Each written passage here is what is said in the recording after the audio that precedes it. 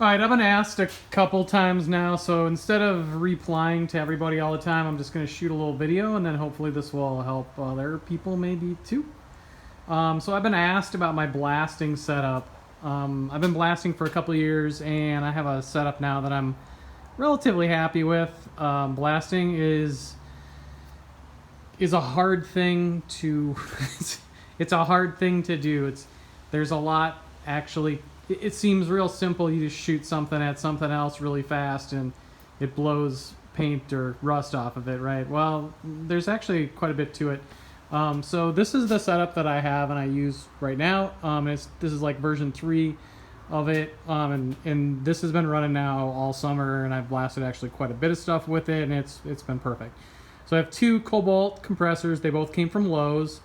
Coupon, sale, whatever it was, I don't remember. They're about 250 bucks, they're not cheap, but they're really nice and quiet, and they put out 150 psi, and they're relatively fast. These 2 guys down here, you can see Central Pneumatics. So these were original ones that I had first purchased when I I purchased a pair of them when they were on sale with a coupon as well. I think you can maybe even get them for like 140 bucks or 120 if you're careful about it or something. So I bought 2 of them, and I used them for about a year and a half, and then eventually, it doesn't take long. They're not super great quality, and if you're running them past their duty cycle or I burned them up. They still ran, but they were producing virtually no air, and I changed the oil in them a bunch of times when I got them, and after 10 hours, and after, so I had used them a lot. Anyways, I'm rambling. So as you can see, actually I don't have everything totally hooked up, but I'll show you. I'll trace it from this one. So, and I did actually put high flow connectors on here this year, because I was actually doing a little painting with the Harbor Freight painter thing, kind of getting into the spray painting, which I'll get into more probably next summer, but I'm running out of time. It's getting to be winter.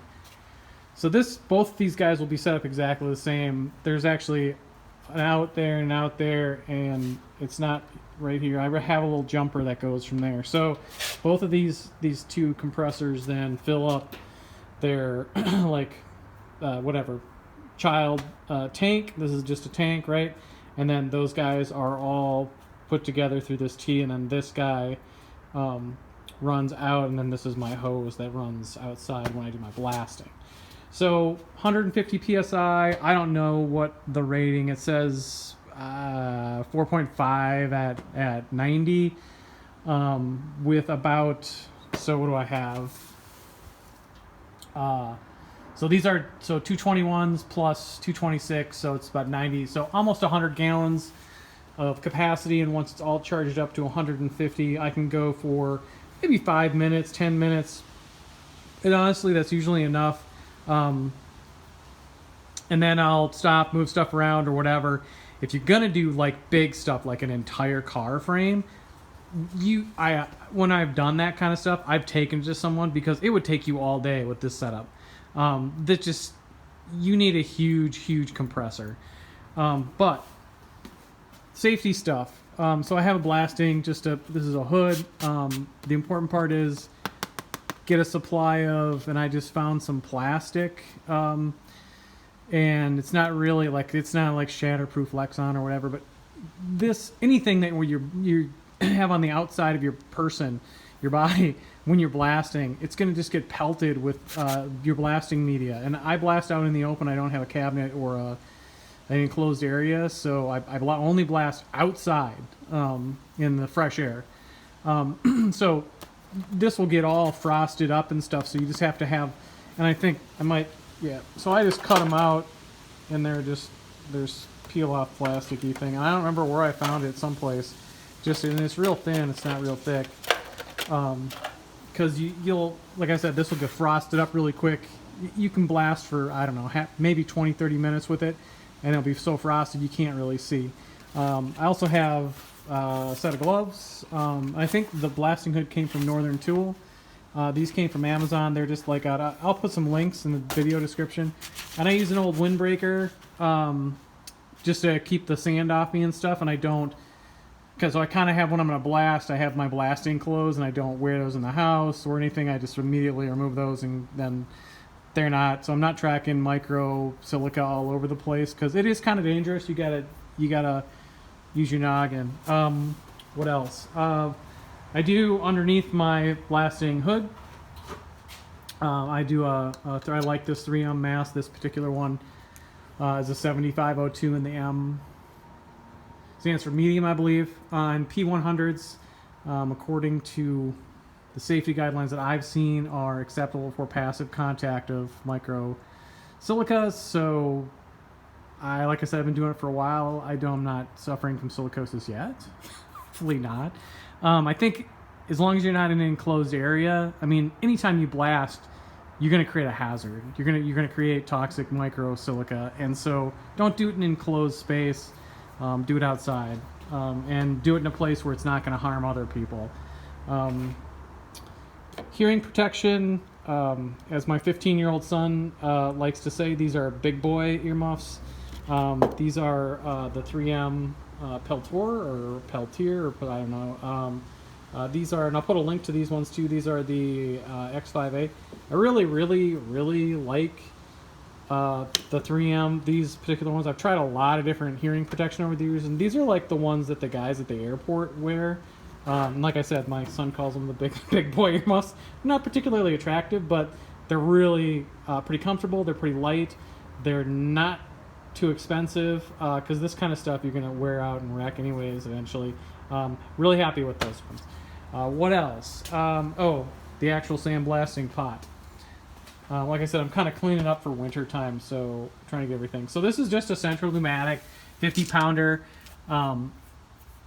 and it's absolutely fine. It takes a little bit of time to kind of figure out how to get the mix and everything going. And then this is a Deadman, I believe. I got it at Northern Tool, and once again, I'll put a link to everything that I can find. And they do have ceramic tips in them, and make sure they're reusable. You can get replaceable tips because everything in sandblasting is kind of like welding and everything else. It's surface prep. It's a consumable. You're gonna wreck. It's really hard on stuff. It's gonna wreck stuff. It's all just kind of temporary. This original central pneumatic little pressure pot, I think is what they're referred to, comes with like a little ball valve and a little hose here. It's complete junk. Don't use it. It's not gonna, if you were to drop this, what's nice about this is if it slips out of your hand, drops it or something, it's gonna cut off the flow mostly, right? You can see that. I mean, like I said, sandblasting is just very, right? You can see it actually eats the rubber tip away or something. They have, when you buy the Deadman, they send a couple tips and a couple of replacements.